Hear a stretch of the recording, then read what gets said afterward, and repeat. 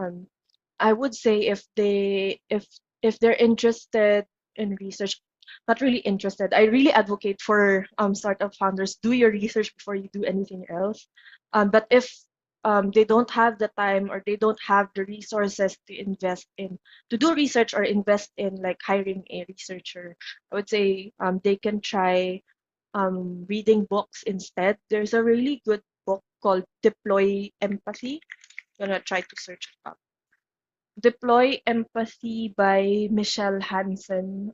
It's a book that was recommended to me by one of my clients. Um, and it's a good book to try for people who want to understand what user research is and how they can do their own research without having to be a researcher themselves. So this book kind of explains what research is about, how to use research to improve your products, and how to use research before you even start building it. So I feel like I kind of like segued from your question. I'd be like, read this book because I don't have the answer. Thank you so much. Yeah, I'm also excited to check out the book. So once again, Shannon, thank you so much for giving us some of your time. You're very generous with your time. I know you're very busy. Do you have anything else to say to the audience? Any upcoming UX Davao events or something you want to promote? Yeah, so we have an event this March 22nd. So I'm not sure when you're releasing this, but this Saturday we have an event called Women Who Decide. It's a meetup. We encourage everyone to join. And the lineup is from we have women design leaders as the speakers. We have one speaker, Angela, who's also my mentor. She has designed for companies like Samsung, Disney. So she's joining us. And then some local as well, like Cresty and Lian, joining us as well. So it's more of it's going to be a meetup about design leadership, how to become a design leader in the creative industry. So it's open for everyone, students, professionals who want to learn more about creative leadership, or just designers in general. So if they're interested, please join us. Or if they want to learn more about UX design, they can also follow our page on Facebook and LinkedIn, and so that they can be updated on other upcoming events. Shannon, thank you so much. This is the 8-Bit interview. Bye, everyone.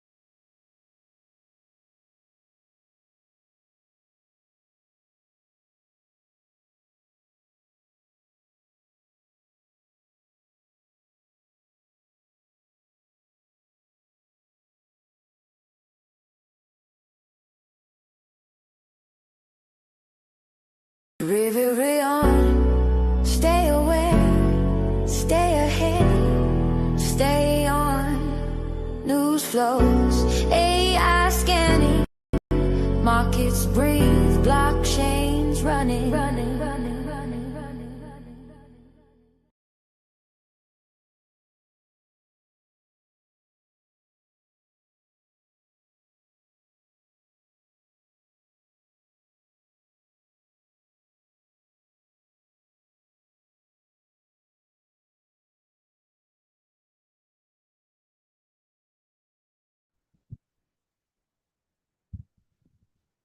This is the 8-Bit interview with D Block and Beyond. And today I am so fortunate to be joined by Shannon Yusufar.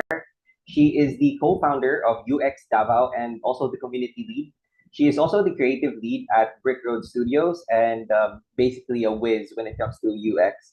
I am so fortunate. Thank you so much for making time for us. Yeah, yeah, sure. Thank you for having me. That's great, great. Before we start, can you tell us a little bit more about UX Davao, what you guys do, who your regular clients are, or maybe also what you do on a day-to-day basis, if that's possible? Yeah, sure. So UX Davao is a nonprofit na organization. So we started back in 2017 because at that time, 2017, there were only like a few UX designers in Davao That's City. great, And great. we wanted a Before we space start, can you where tell us a little bit UX more about UX designers Davao, what or you like guys do, aspiring who UX your designers regular can meet clients each other. are, So it or started maybe out also what as you do like on a day-to-day a basis, if way for that's us to meet possible? each other, like a chill space for us to like talk to each other, learn about new UX stuff, and then it evolved more into um, organizing events to help students upskill, learn UX design, become UX practitioners, and that's kind of where we are at right now. So we're not a for-profit na business. We're a non-profit organization. So what we do really is organize events for aspiring designers and practicing designers who want to level up and improve their UX design skills. So we do that by um, organizing events ourselves where we teach the attendees or we invite other speakers in from outside Davao City to join us here and host or co-organize events with us. Before we get a little bit deeper, do you mind telling us what exactly is UX, why it's important, and maybe what the work or the career path looks like for a UX designer? Yeah, sure. I always use the analogy of a Jollibee restaurant when I try to explain what UX is. So, 'di ba, when you're in a restaurant or let's say Jollibee for example, Before we get a you little bit enter deeper, or do you even mind before you telling us enter what Jollibee, exactly is you can UX, already why smell it's the chicken important, joy and from maybe outside, what 'di ba? the Tapos when work you or the enter, career path you're looks like greeted for a by the UX security designer? guard. Tapos you go to the counter, you get into a line, then a cashier takes your order. Then after they take your order, they give you the food, tapos you go down. So UX is the entire experience from you smelling the chicken joy even while you're outside pa the restaurant to coming in and knowing na you're gonna be greeted by the security guard. You know, all those little touch points are experience design or to some point also related to service design. So it's a conscious system built in place to improve the experience of the customers who are interacting with your product. So in this case, the product is Jollibee, the restaurant. So that's the idea or parang the basic explanation of UX. It's making sure that your how you interact with the product is beneficial for you as the customer and also helps the company in reaching their business goals. Can you tell us a little bit more about what it's like to be a UX designer? Because you mentioned creating those conscious systems. How does that career path or what does that work look like? Mhm. I think there's a common misconception kasi na I think also it comes into part with like not a lot of people understand that there's a distinction between UI and Can you UX tell us a little design. bit A lot more of about what companies it's like to till be a now UX conflate designer? the two Because you with mentioned creating those each other. conscious So they systems. just say UI How does UX. that career path Um, or the common misconception is that UX design is what the product looks like the actual interface that you are interacting with. And that's not really the case. That some part of the UX could be how the product looks like. But UX in itself is more of research, psychology, understanding the psychology of the users, your customers, like why do they purchase your products, what's stopping them from purchasing or what's stopping them from using your products, trying to understand their needs and their goals and finding solutions so that you can um, um, finding solutions so you can meet the needs of the customers and the business na, especially because as designers we're working for a business. So businesses have their own goals. Like let's say they have a target. You want to have 100 sales, example, for the month. So how do we get users to purchase our sales, or how do we increase the profitability of our business? So UX designers will oftentimes team up with marketing teams, sales teams to come up with strategies to increase sales, for example. That could be just one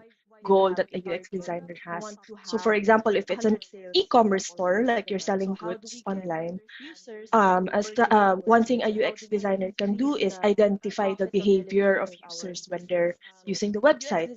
And they can, for example, through research, identify that, oh, they drop off on this specific page.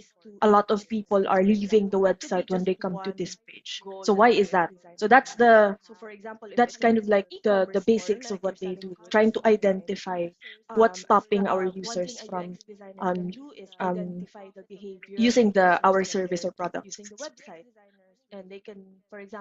Thank you so much. So you mentioned like it's sort of this like there's a lot of psychology and a lot of research involved, and I'm thinking you mix that with the tech or the numbers heavy part of the research. Mhm. When it comes to let's dive straight into making technology accessible. So the industry that I'm talking about is it's usually regarded as complex for a lot of people. From your perspective, what are some of the common biggest UX challenges that prevent mainstream users from understanding or adopting complex technologies? A lot of it, I would say, is being educated, because with tech in general, it's quite fast paced. And then if you want to be in the loop of like what's happening, like new technologies and stuff like that, you need to be consciously like updating or trying to upskill, right? And then I think the reason why there's that barrier is because maybe it's not that mainstream yet yung the information about um these types of technologies. So unless you're consciously trying to seek out that knowledge, it won't really come to you, that information, because it's not really taught in schools. I think if it is taught in schools, not all of them, or maybe just a few like very advanced schools are teaching it. So you have to be consciously seeking out that information if you want to keep yourself updated. And unfortunately, that's not really that in itself is not accessible even to everyone, because not everyone has easy access to information, or especially here in the Philippines. If you want to keep yourself updated, um, you have to make sure that the information you're reading is viable, it's correct, it's factually correct. And that's also another barrier, aside from just finding sources of information. You have to make sure that what you're reading or where you're trying to learn from is also factually correct. So yeah, it's challenging. Yeah, so it sounds a lot like an industry problem as well because if we're talking about education, it's usually widespread. So it's like the general public. Um, if it's an industry problem, what do you think individual projects might be able to do that have that type of problem because like their technology might be a little bit too complicated or something? Wait lang.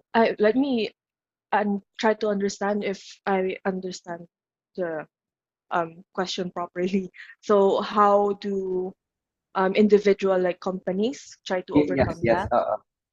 Kasi the problem sounds like an industry-wide problem, but of course, as a smaller company or as a smaller project, you don't really have the resources to um, tackle the whole industry problem. What are things you might think that smaller players or smaller projects or smaller companies can do because they Mhm. have that clear problem in front of them?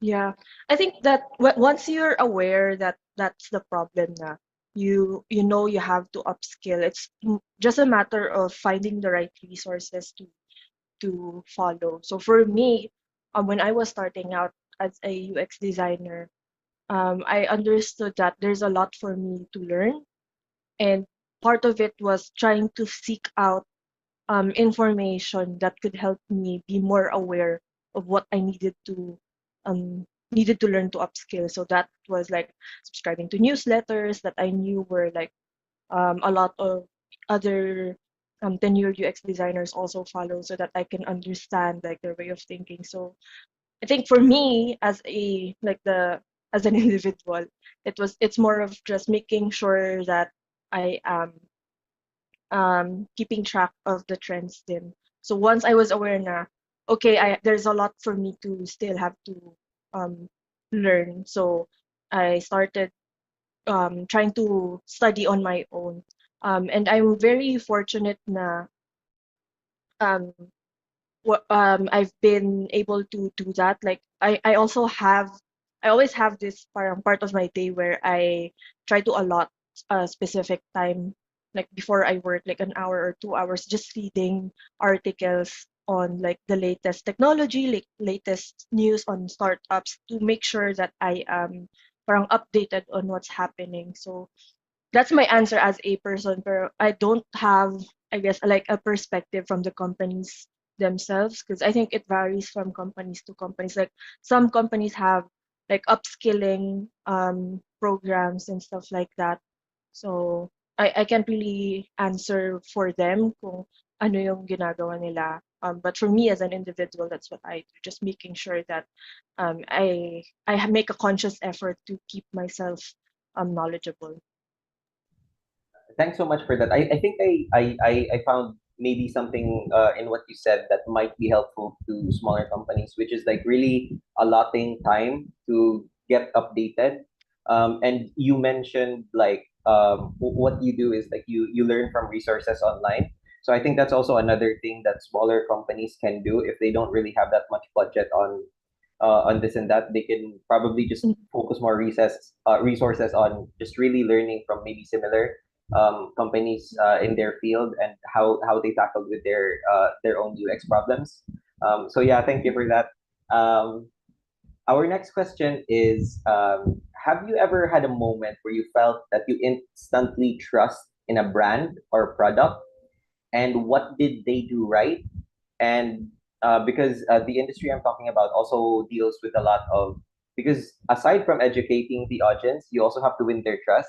Do you think there are any things that maybe more traditional companies do that might be applicable to these complex types of companies as well? Yeah, I think this might be a biased answer because like I'm a designer, so whenever I see that a company has good design, I think, oh, they might have this could be a trusted brand because they have a budget for a designer, so they can invest in their people. So Sorry to interrupt, like but for do you me, mind explaining a little bit of what's a good design in your eyes, so that we also have a picture?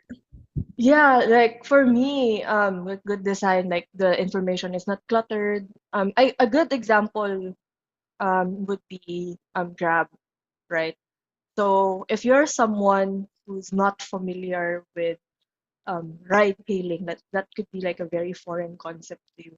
You install the Grab app, and then you see that the when you install the app and you open the sign up, tapos it's a very easy process creating an account.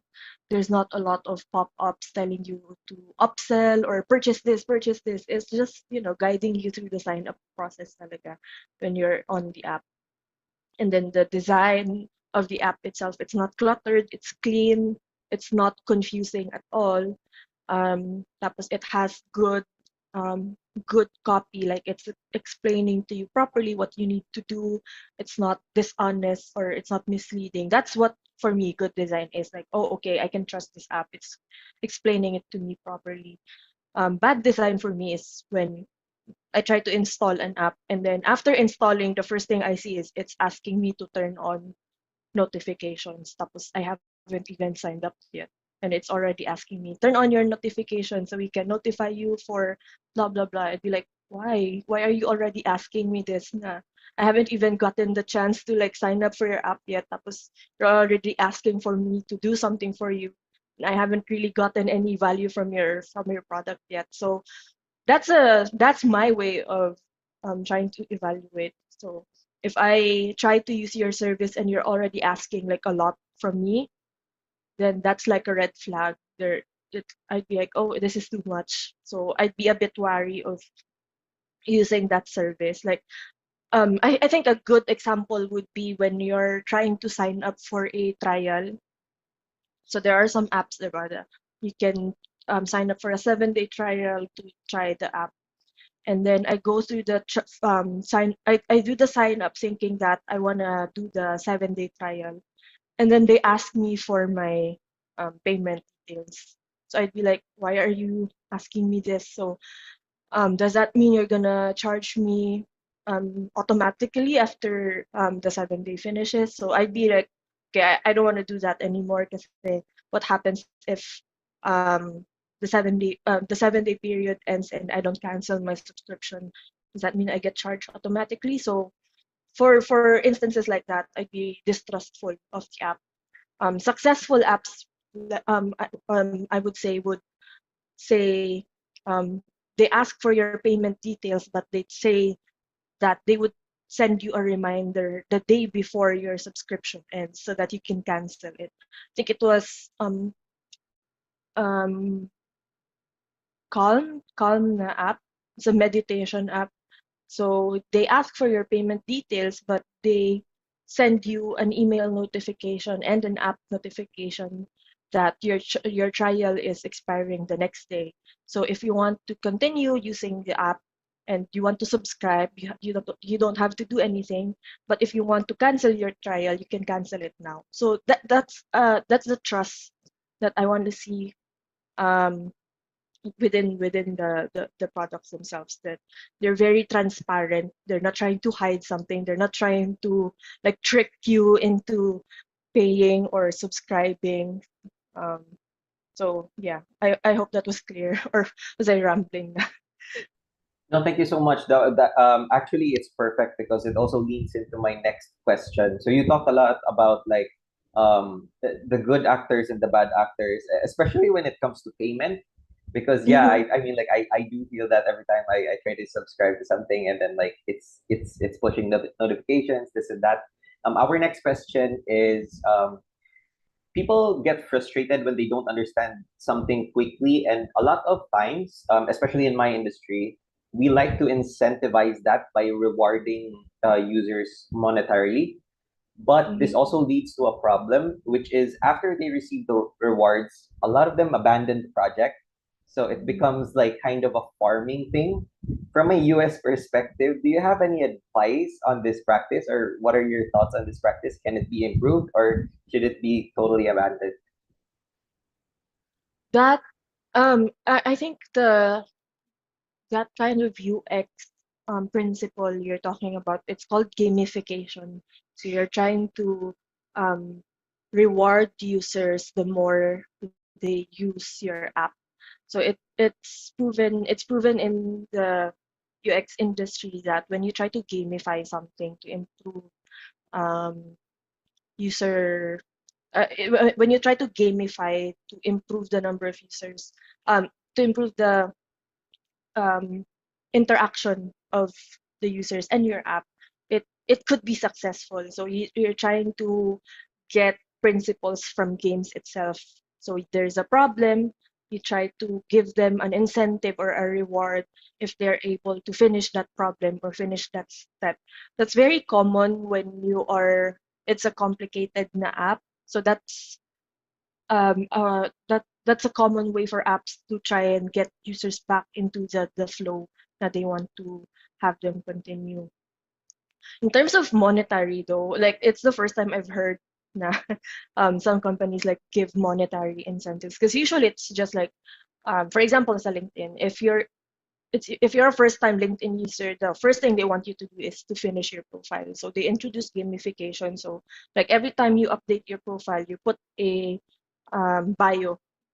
your biography, for example, you get 10 points for your like LinkedIn profile score, and they try to tell you that you need to get a score of 80 or 90 so that you have a parang badge or something, and you have a better chance of be, your profile has a better chance of being shown to other recruiters or something like that. So that's what they do. They gamify the tedious process of filling up all those steps so that when you finish, they tell you, oh, you have a very good discoverability score. So now your profile is more visible to recruiters. So that's how I know gamification is used for products. For for monetary reasons, I feel like it's very it's very tricky because I know it can be misused or um, taken advantage of. Like it's a common. It might be a behavior where people sign up because they just want to get the monetary value, and then once it's done, they abandon the process. It's not something that you can easily fix.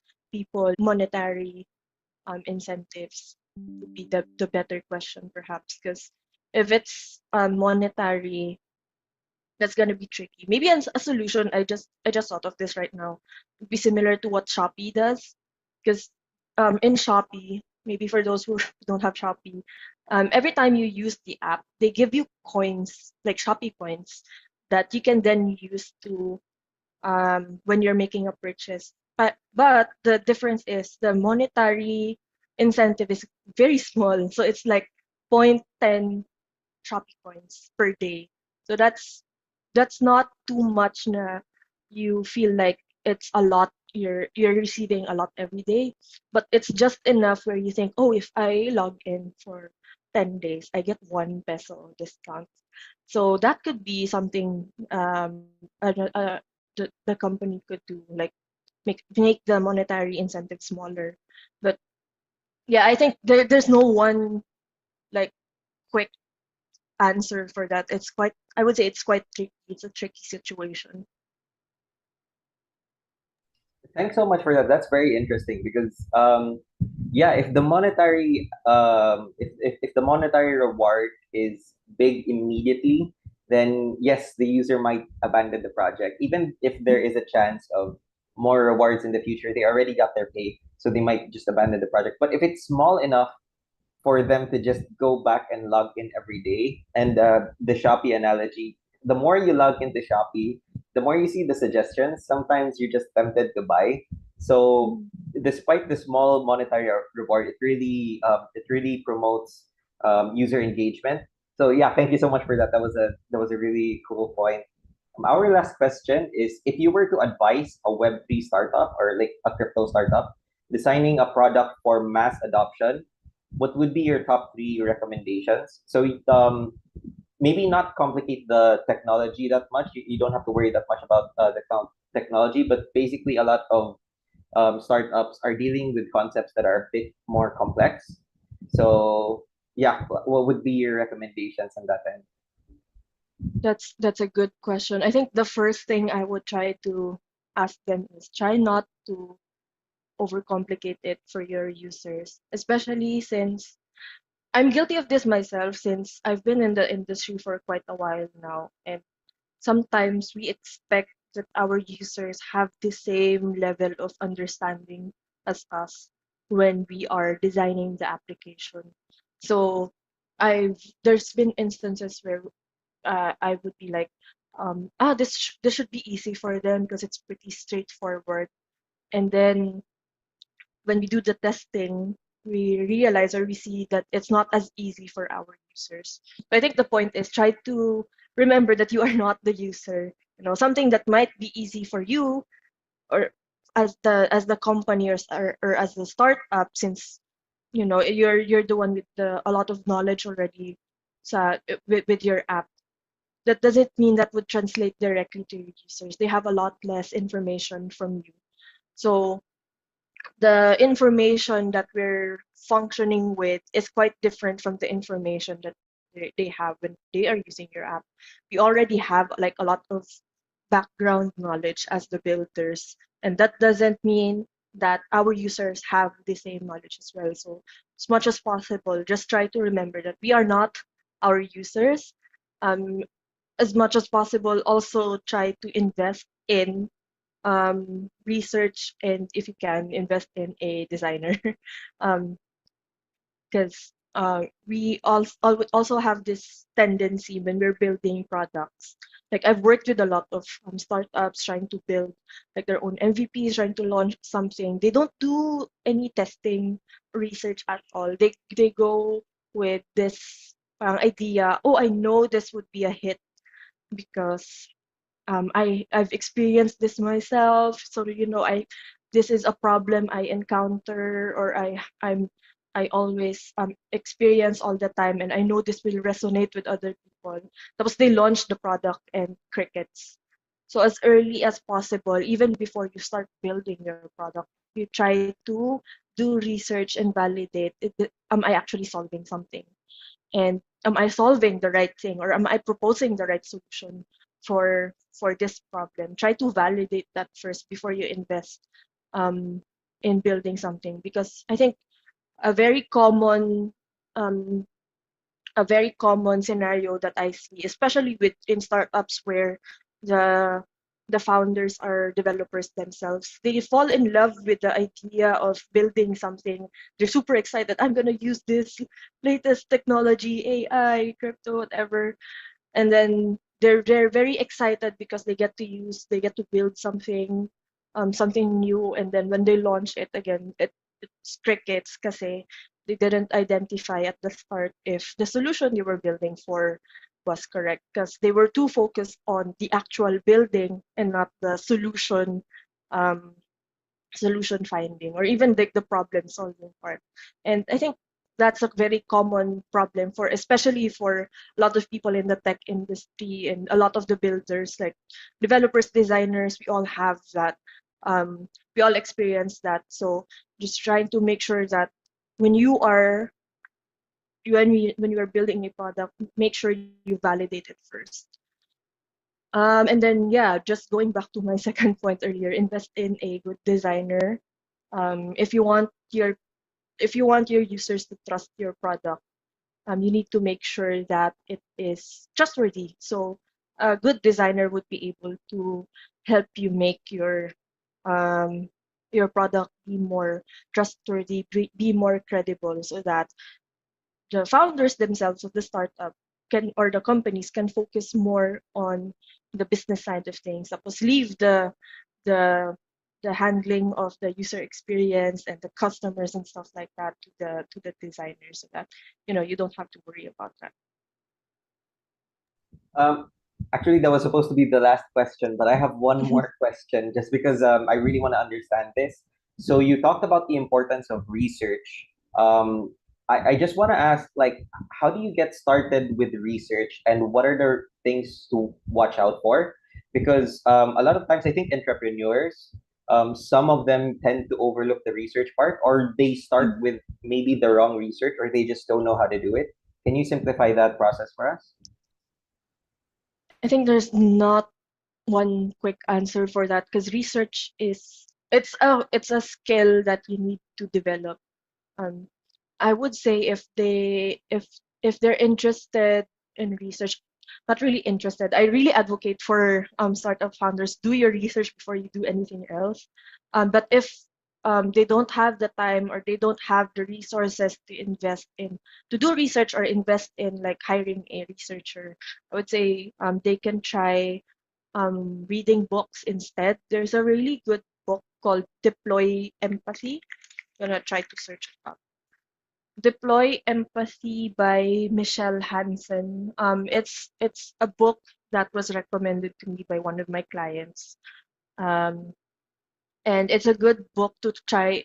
for people who want to understand what user research is and how they can do their own research without having to be a researcher themselves. So this book kind of explains what research is about, how to use research to improve your products, and how to use research before you even start building it. So I feel like I kind of like segued from your question. I'd be like, read this book because I don't have the answer.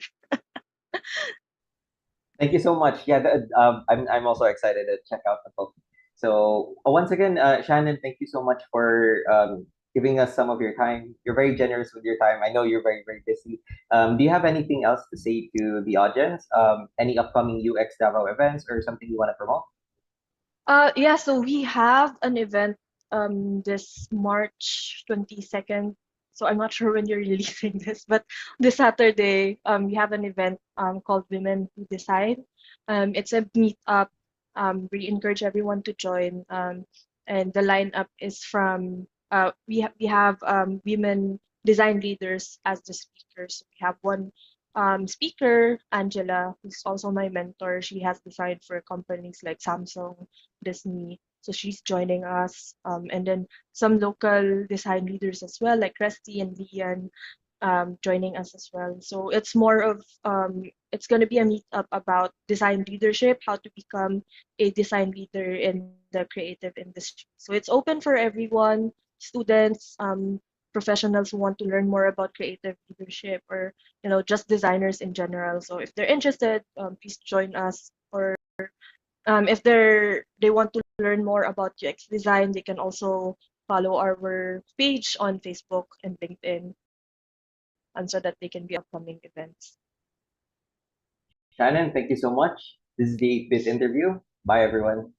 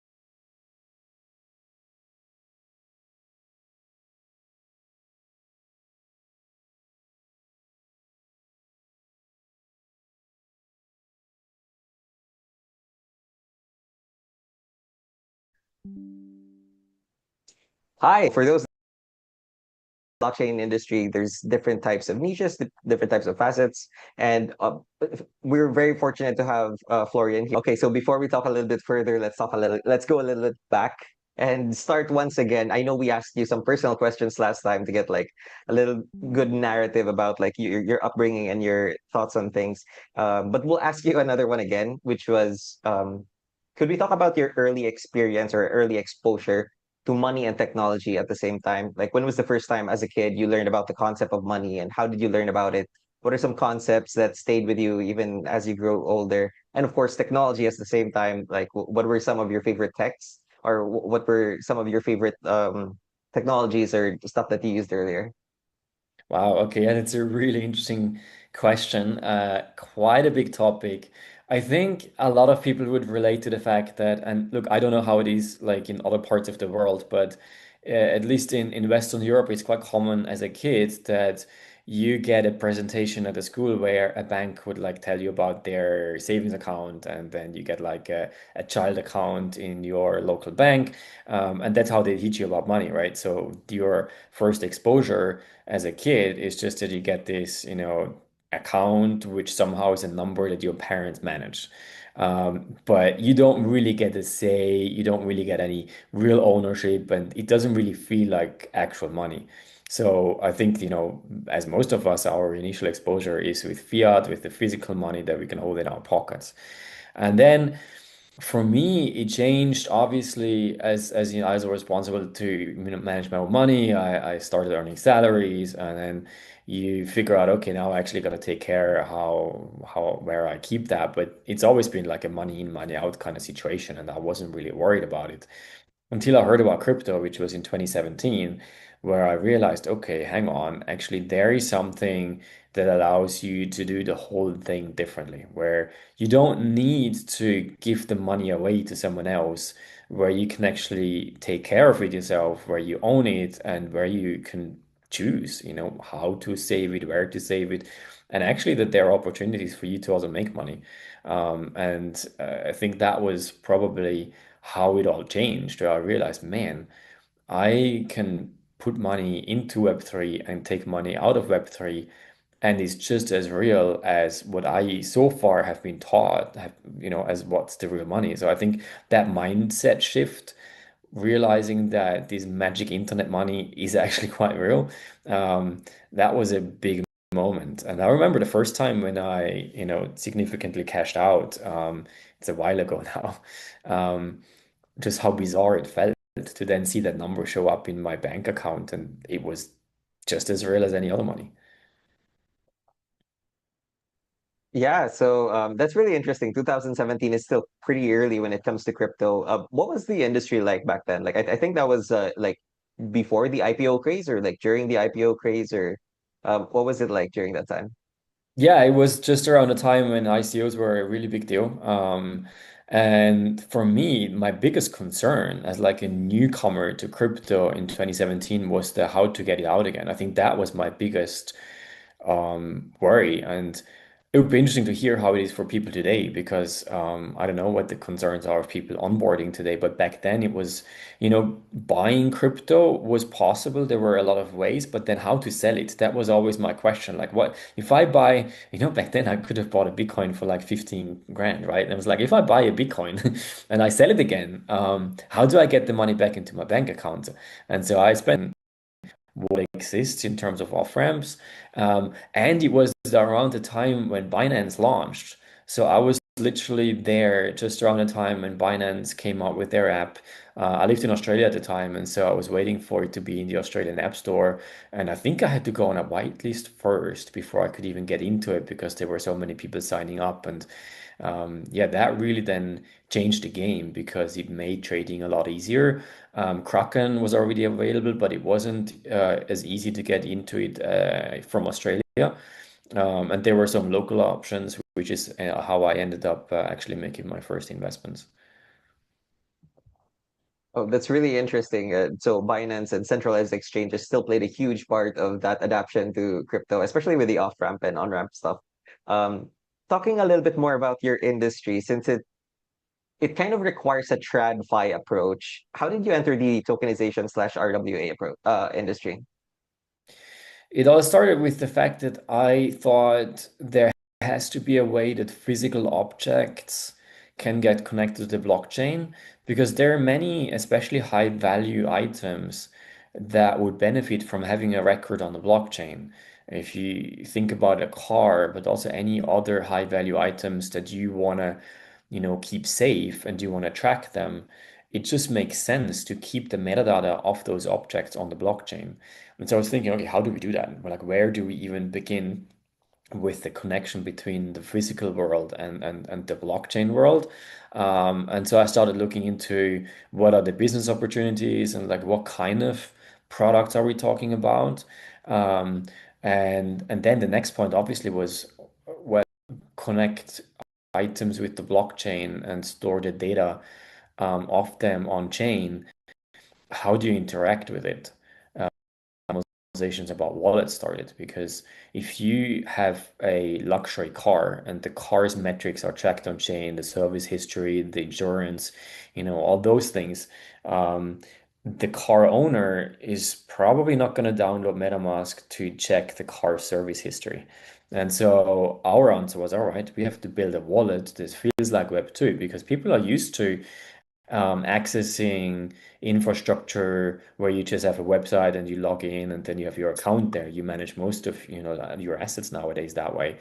And so I said, all right, we're gonna have to do it the same way. So if you want to manage your assets on chain, it has to be a URL, email, password, PIN kind of setup. And that's what we ended up doing. Could you tell us a little bit? Okay, now let's talk a little bit more about on-chain itself. So tokenization is quite interesting because it's kind of merging, like as we talked about, like the TradFi and like now with modern technologies and crypto and the blockchain and everything. But what's really interesting is like the GTM approach to that, because it feels like such a unique market. And well, we had this conversation before that like there's a huge supply of people trying to bring things on chain, but like what is the demand? So what are maybe some GTM strategies that on chain does for Yeah, tokenization? I'm quite passionate about this topic because I think there are a lot of people who feel like, all right, RWA is a hype, let's build some infrastructure for it. And then what they do is they set up what they call protocol. At the end of the day, it's like a minting mechanism where you mint tokens. Because ultimately, if you think about it, what is RWA? RWA is nothing other than creating a token. So whether it's an ERC20 or 721, you create a token that represents the physical assets or even the virtual assets that you're tokenizing. And so if you set up a platform that can mint tokens, you can call this RWA infrastructure. And because it's relatively easy to do if you know how to code, there are a lot of people who offer these kind of services. So that's why I think there is an oversupply of people offering RWA infrastructure, but there are not enough people who really do the end-to-end process of tokenization. Because if you talk to people who have assets to tokenize, and there are people out there who do, the first point is always education. The amount of time that we spend educating people on what it really means to tokenize, because it's still not understood, especially if you go to the more traditional asset managers. They don't understand the benefits of tokenization and also what it really means. So we spend a lot of time educating people on how to actually set up the business model. So for me, the first step when you talk about GTM is obviously you identify your ideal clients and the type of assets that you would like to tokenize, and there are a lot of differences too. And then you figure out, all right, if we tokenize this specific type of asset, what are our possibilities that we want to offer based on the jurisdictions that we're working with? And then from there, you want to figure out, all right, how do we actually create a business model that really works? Because if you're tokenizing real estate and you don't calculate your yield properly, you end up, creating something where, from an ecosystem perspective, something's got to collapse. And being able to set that mechanism up is something that should be core of what you're offering because your clients obviously want to make money, you want to make money, and also the people who invest in AWS want to make money. So if everybody wants to make money, who is going to pay for the fees? And so all that is something you have to think through when you offer somebody a tokenization service. And that's what I think is probably what's missing in our industry. A lot of people who know tech, tech is the fun part. It's code, it's ones and zeros. But then if you think about the entire the ecosystem that you're creating, that's the challenges that we're facing. And I think for us as On-Chain Labs and our GTM, that's what we want to do. So we want to be able to offer that end-to-end service. We have people in our team that come from the Web 2 world that speak more Web 2 than Web 3. And that actually helps us because they also challenge what we sometimes set up. Because I'm a Web 3 guy. For me, that all makes sense and is logical. But if I then go to some of my team members who aren't in that space and I tell them, hey guys, here's my idea, let's do this and that, they say, translate it again. I do not understand what you're doing. And then we figure out that actually, yeah, our product probably needs some reshaping so that then the everyday person actually understands what we're doing. And ultimately, that is the goal. We want to be able to create, real world asset tokenization for people that aren't familiar with Web3. Because if you think about what is RWA, it's tokenizing assets that we already know. And one of the most common topics is always gold, tokenizing gold. Sure. So if you have a gold token and you want to sell this to people who like to invest in gold, it's probably not crypto people. And therefore, you have to build the infrastructure and your platform in a way that the gold people understand it because they want to buy the gold coin. The crypto people, they already know how to get, there is Tether Gold, there's a lot of gold tokens that you can invest in. But if you are creating a new one and you have a specific target audience, build your platform so that they can use it. And that is, I think, part of what you should consider when you set up your GTM, because otherwise you're going to fail. Yeah, let's talk a little bit deeper about that because education is usually known as one of the most expensive forms of campaigns because you have to convert the you have to like literally onboard a new audience and convert a whole new market into potential customers. What are maybe some campaigns or successful approaches or insights you might have about that conversion? How you guys do it at on-chain? How you've had success with those educational campaigns? Yeah, I think for us the biggest say moment was when we realized that what we're building is B2B2C. Because then you don't do B2C education, you're actually doing B2B education, and then you work with your B2B clients to educate their clients, which are the Cs. And so our approach really is that education is part of our pre-sale. So first we find our targets, we find our ideal clients, we start talking to them. When there is interest, then we kick off the educational side of things. So we don't have to go and just, put education out there blindly, hoping somebody's going to pick it up.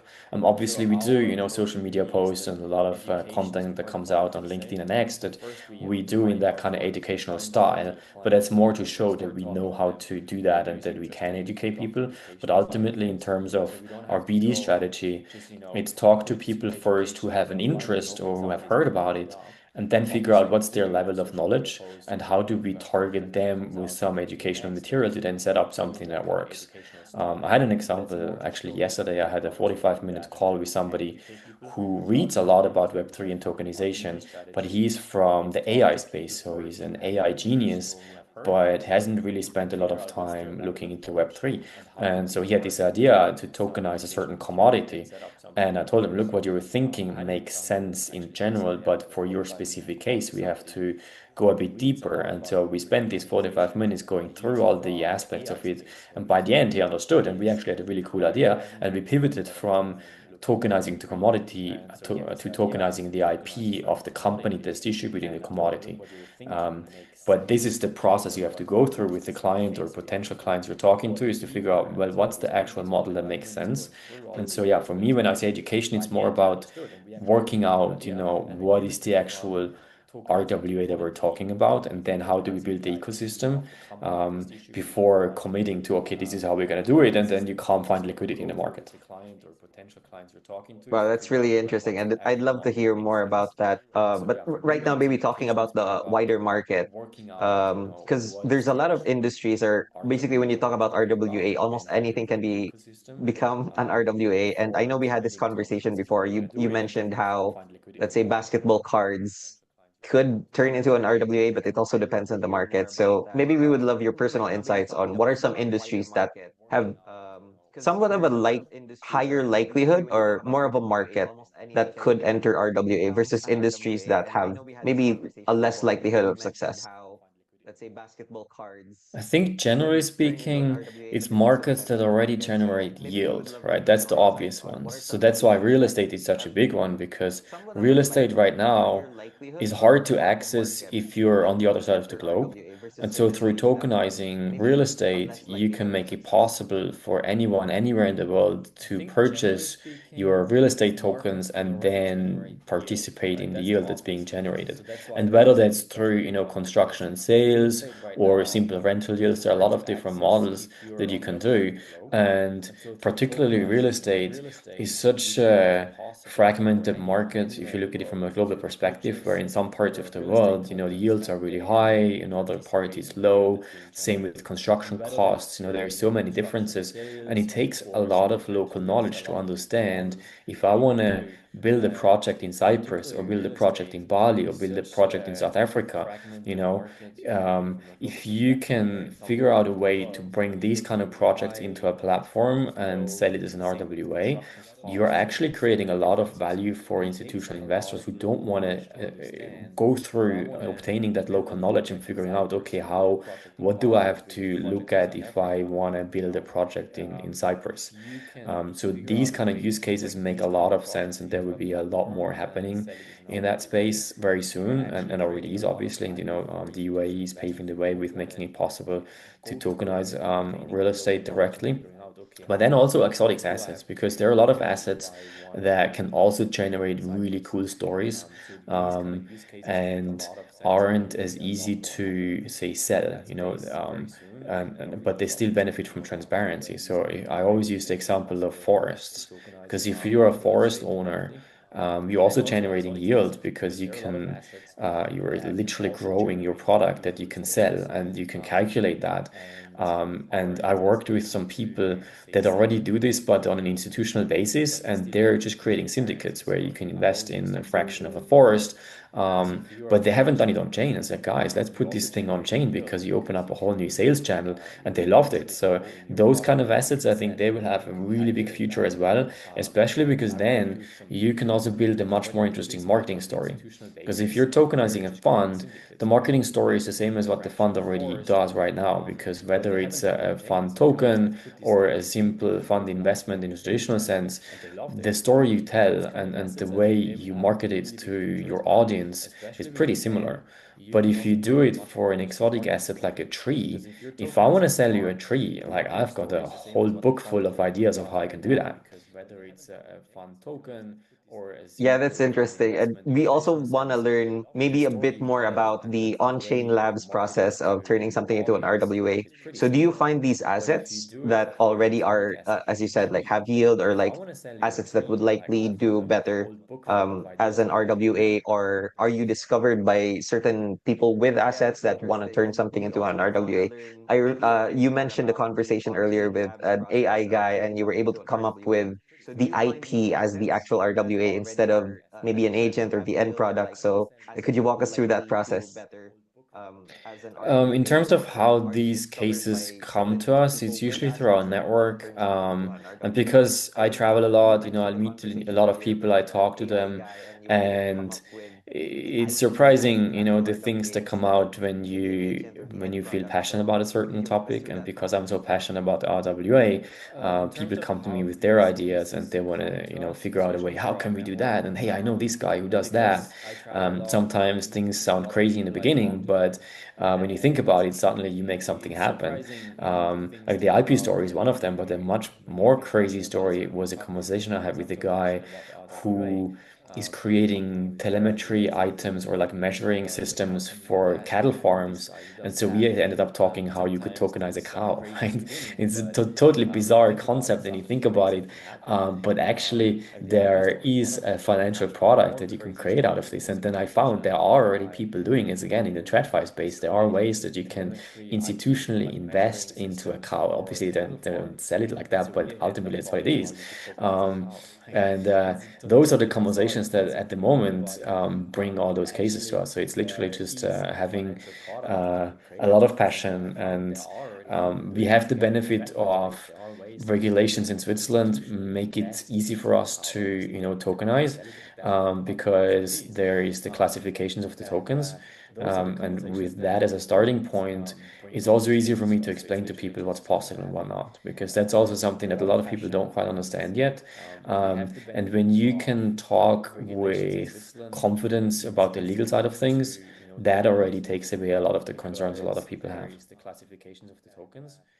So I just want to ask you straight up, like, where does the creativity come in terms of tokenization, finding unique tokenization use cases? Because right now this conversation is like really changing my perspective on RWAs because I've met a lot of RWA guys and the only thing I've heard is real estate commodities and I think very, very, very traditional approaches to things. So how do you stay creative in a space that other people would look as very, very traditional?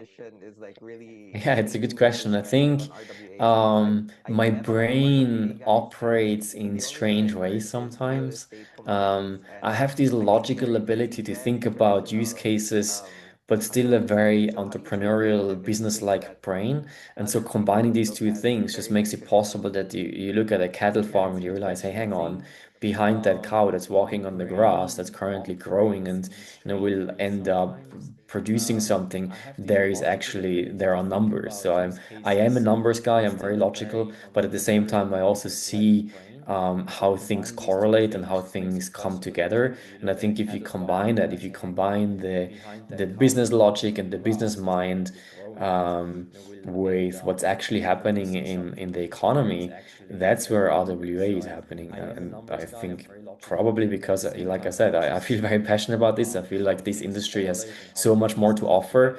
The blockchain makes sense. The blockchain is such a logical thing, right? And people sometimes overthink it, but at the end of the day, having a layer online that allows you to own things and to transfer valuable items, that itself enables so many new use cases that we don't even need to look further. Yeah, really interesting. And definitely, I think it's like a mix of entrepreneurial and at the same time, of course, understanding of the space. Talking a little bit more about creativity, because there's been definitely a lot of experimentation in the space. And like aside from tokenization, I think it's also like stable coins are in the discussion. And of course, like AI and stuff like that. What are maybe some other advancements or fields in the space right now that you're kind of excited about, aside from tokenization and RWA? I think wallet technology, and I'm really surprised that I say this, but wallets are the key. At the end of the day, if you want to make the blockchain accessible and easy to use, it's all about the wallet because that's how you interact with the blockchain. And I think everybody knows that ultimately the blockchain has to disappear. It has to be something in the background. It's just like HTTPS, like nobody actually cares about how it works, it just works. And the blockchain has to be the same. It has to be there as infrastructure that enables your business to operate. Um, but ultimately, for the end user, it's the wallet that creates that kind of connection. And so we have to spend a lot more time to optimize wallet infrastructure and to embed wallets in our existing systems. And also work on the connection between your payment methods. And that's obviously why Stripe has purchased Privy.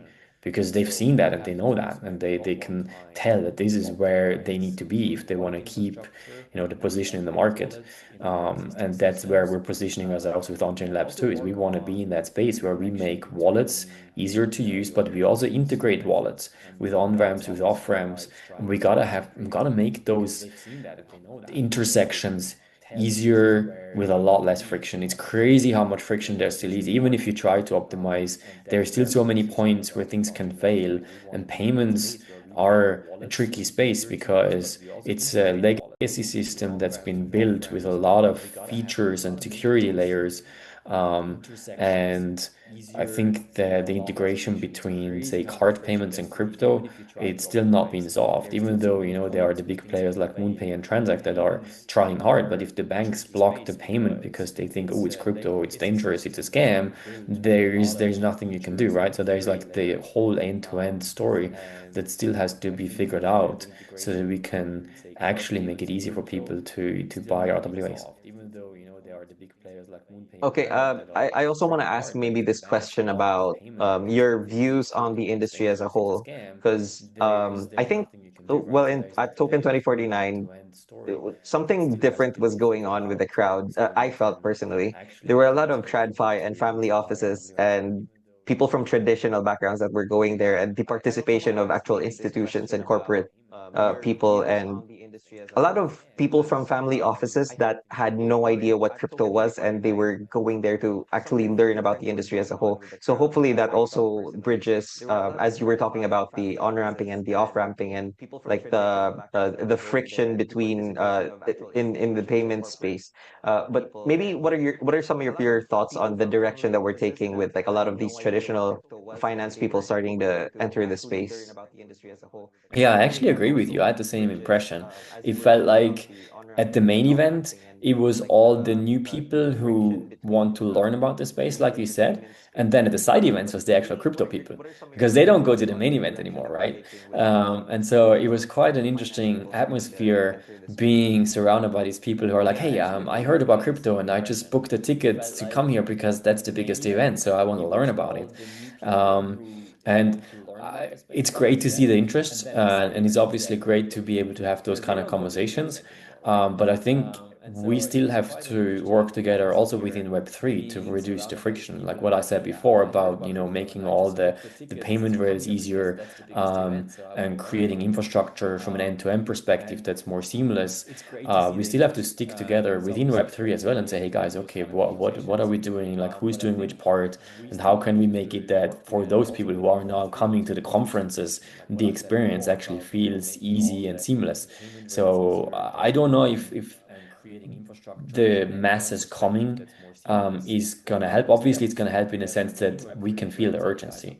Like I literally have conversations with clients that tell me, look, your product works, but my card didn't go through. And so that's why I feel like it's not working, right? Because this is not my fault. I cannot help you if your bank is declining a payment, but for them, it feels like it's not working. And so I feel like those kind of friction points obviously get louder if there are more people who have the pain. And in that sense, I think it's a good thing that there is an influx of new people who will also bring new perspectives and help us actually see where the challenges are so we can work on solutions. Yeah, definitely. And that seems really frustrating with like everything's okay and their card itself didn't go through. I think that's it's usually one of the hardest things when dealing with, I think, the non-Web 2 business, or integrating your Web 3 business into like a Web 2 environment.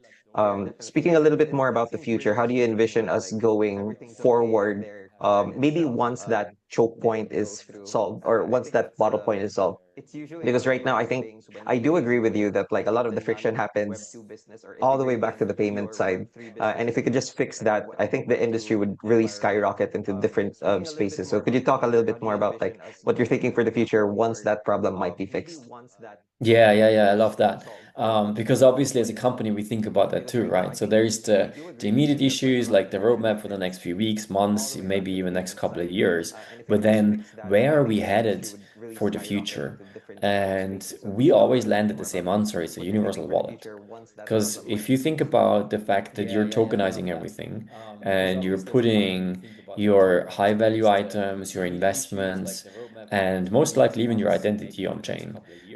Governments are talking about, driver's license being digitized.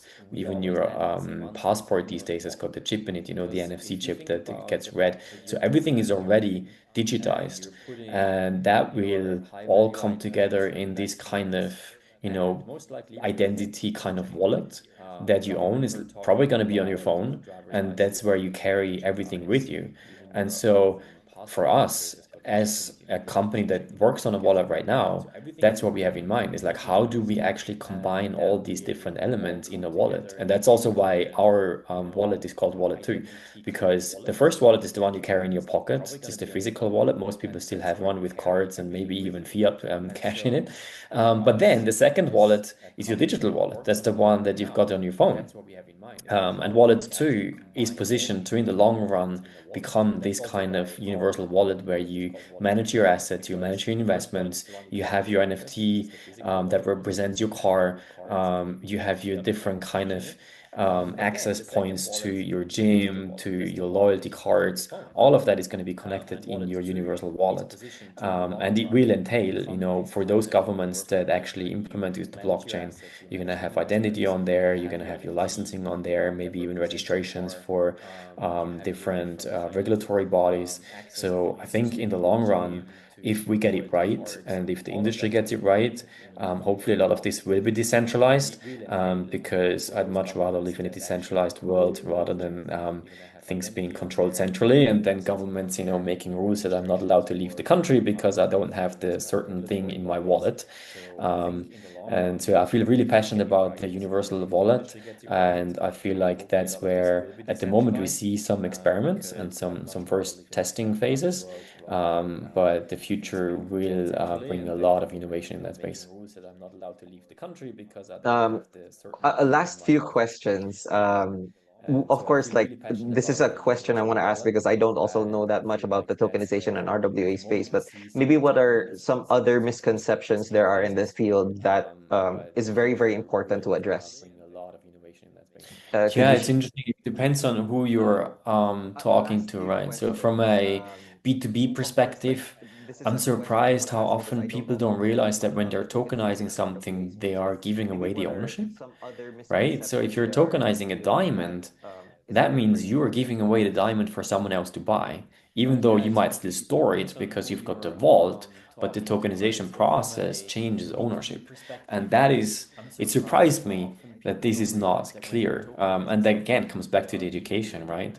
Um, but then the other side, what surprised me as well, is just how it literally is possible to tokenize almost anything. Um, and that's where the creativity comes in, where you can think about, all right, so if we're tokenizing this part of your business, how does it interact with some other parts? And then we add the payment infrastructure and we add that and this, and then you build this new world.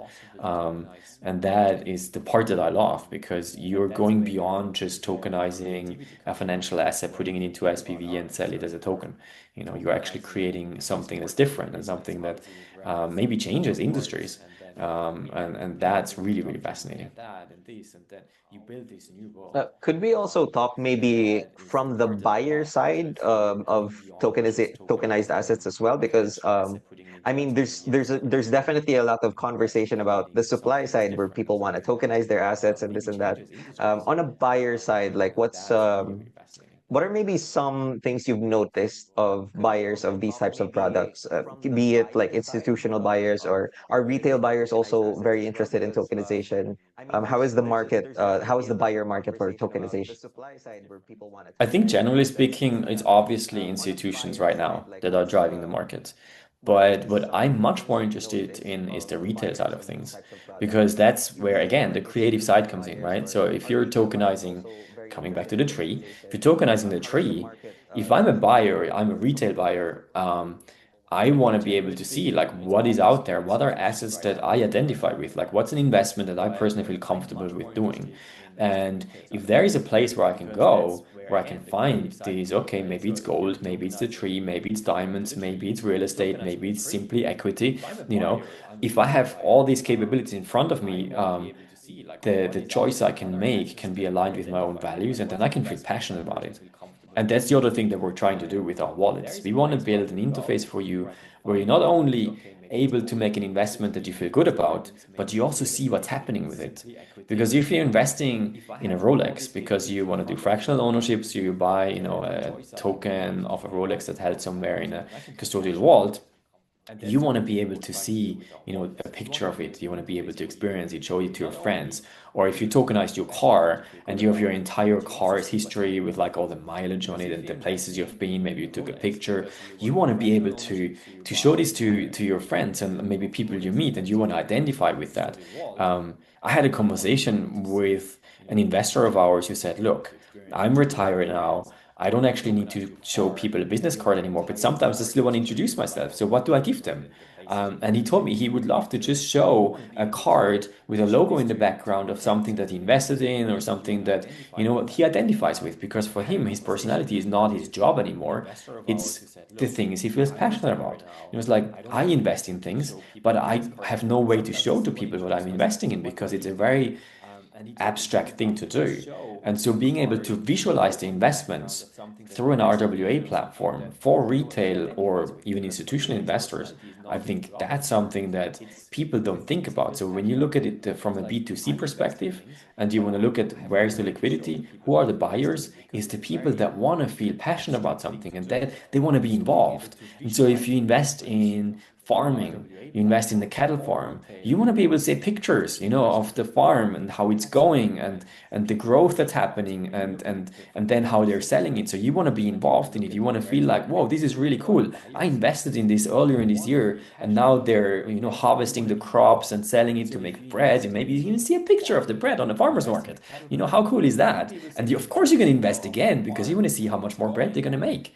But if it's just a number on a screen in a PDF, that's boring.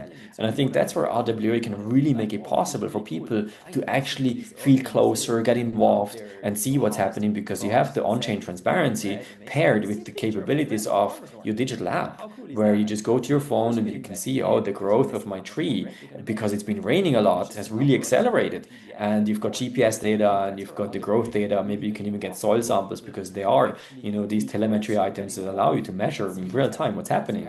And being able to bring that to the people, that's going to change things. It's not because you created a token on chain with a tokenization platform that minted an NFT, right? It's how you distribute it, how you visualize it, and what people actually see on their side once they made the investment and how it involves.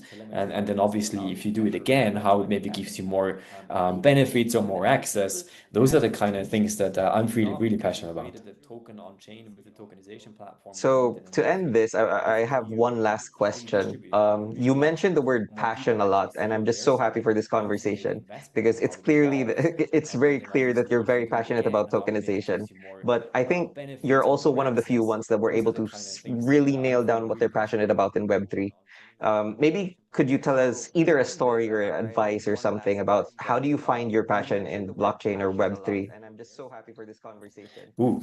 because it's clearly it's very I clear think that you're actually very it's passionate talking to about people. tokenization.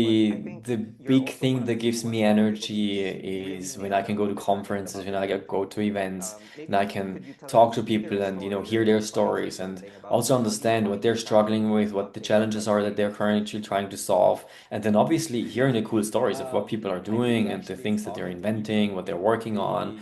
Um, and I love going on panels because then you always get insights from other experts and from things that they're thinking about.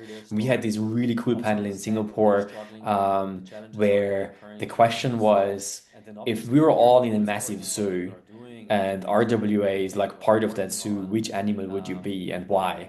And it's like those kind of things that really like stimulate your brain. It's like, oh, hang on, yeah, yeah, let me think of something.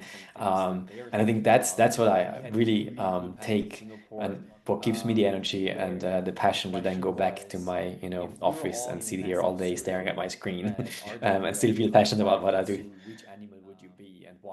Could you maybe give an advice for somebody looking for their passion in Web3? How did you find tokenization as something you're passionate about? I think it comes down to the vision. Like, find something that you really believe is going to change the world. If you find an idea or a product or a technology that you know Do this you is maybe give gonna an make a advice for somebody difference looking for in the this future, passion or in you have a in vision for it, or if you have it's tokenization all and about being able to see fashion? where you're going. Because if you don't know where you're going, how can you feel passionate about it? You know, it's the same with athletes. If they really want to win this gold medal, they have the vision, they have the goal, they know where they want to go, and that's what then makes you passionate to train every day. Because it's hard. Of course, it's hard to see it stand up, get up every day, go do your routine, whether it's training or coding or doing BD. Routines are always hard and you always have to push yourself. But if you know why you're doing it, if you see the vision, if you believe in the vision, then it's easy because then you know exactly why you're getting up. Then you know exactly why I'm doing another BD call and another conversation where you're always going through the same script or the same answer, same questions. But because if I keep doing this over and over and over again, I will end up at the point that I want it to be. Florian, this was an amazing talk. We started learning about RWAs and we're ending the talk right now to talking about passion. Thank you so much for your time. And before we go, is there something you want to tell the audience? No, thank you so much for having me. Really good to talk to you as always, and happy to do it again. Florian, this was an amazing talk. We started learning about RWAs and we're ending the talk right now to talking about passion. Thank you so much for your time. And before we go, is there something you want to tell the audience? No, thank you so much for having me. Really good to talk to you as always, and happy to do it again. Florian, this was an amazing talk. We started learning about RWAs and we're ending the talk right now to talking about passion. Thank you so much for your time. And before we go, is there something you want to tell the audience? No, thank you so much for having me. Really good to talk to you as always, and happy to do it again. Florian, this was an amazing talk. We started learning about RWAs and we're ending the talk right now to talking about passion. Thank you so much for your time. And before we go, is there something you want to tell the audience? No, thank you so much for having me. Really good to talk to you as always, and happy to do it again. Florian, this was an amazing talk. We started learning about RWAs and we're ending the talk right now to talking about passion. Thank you so much for your time.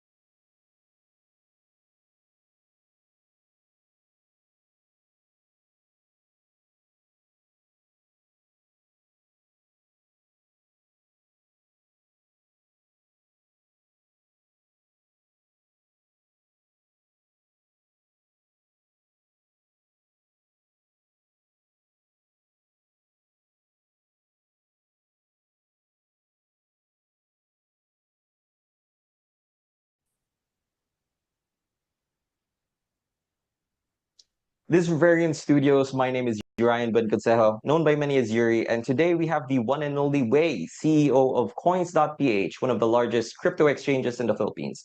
But before we Hi start the everyone, my interview, name of is course, Urian just a B, your disclaimer, very this is own not Web3 wanderer, blockchain storyteller, and AI enthusiast. And today I have Christine Erispe, Ethereum DevRel, and founder of the Waifu project, but I'm pretty sure she's done so much more than just that since the last time we've talked.